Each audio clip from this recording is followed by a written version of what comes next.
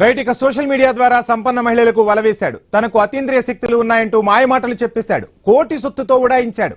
4 ఏళ్ల తర్వాత ఫేస్బుక్ ద్వారా పోలీసులకు చిక్కాడు. నిందితుడు నితిన్ అలియాస్ సూరజ్ శర్మను హైదరాబాద్ జూబ్లీ హిల్స్ పోలీసులు ఎట్టకేలకు అరెస్టు చేశారు. విచారణలో కీలక విషయాలు వెలుగులోకి వస్తున్నాయి.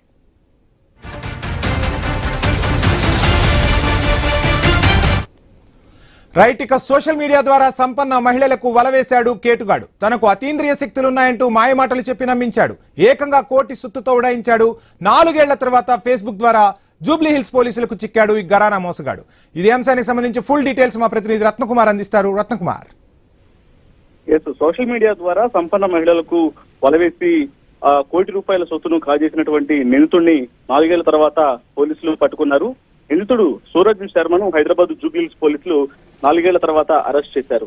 తనకు అతీంద్ర శక్తులు ఉన్నాయంటూ సంపన్న మహిళను నమ్మించి ఆమెకు దగ్గరై మాయమాటలు చెప్పి కోటి రూపాయలు ఆమె దగ్గర నుంచి తీసుకొని ఉడాయించడం జరిగింది. అక్కడి నుంచి ఆ పోలీసులు కేసు నమోదు చేసి అతని కోసం వెతకడం ప్రారంభించారు. దాదాపు 4 ఏళ్ల తర్వాత ఫేస్బుక్ ద్వారా అతను పోలీసులకు చిక్కాడు. ఇలా నితిన్ అలియాస్ సూరజ్ శర్మ ఎంతకాలం నుంచి ఇటు మహిళలను మోసం చేస్తూ ఎంతవరకు వసూలు చేశాడు, ఎంతకాలం నుంచి కార్యకలాపాలను కొనసాగించాడు అనే దానికి సంబంధించినటువంటి పూర్తి వివరాలను కూడా అతని అదుపులోకి తీసుకొని విచారిస్తూ ఉన్నారు. ఆ విచారణ అనంతరం కీలక విషయాలు కూడా వెలుగులోకి వచ్చినట్టు తెలుస్తోంది. కేవలం తనను మాత్రమే కాదు, ఇతర మహిళలను కూడా అలాగే లొంగబాటు చేసుకొని శారీరకంగా హింసించడం, అలాగే లైంగికంగా వేధింపులకు గురి చేయడం, వాళ్ళ దగ్గర ఉన్నటువంటి డబ్బులను వసూలు చేసి ఆ తర్వాత బెదిరింపులకు పాల్పడటం చేసేటటువంటి అనేక విషయాలు కూడా వెలుగులోకి వచ్చినట్లు తెలుస్తోంది. Right, thank you Ratnakumar.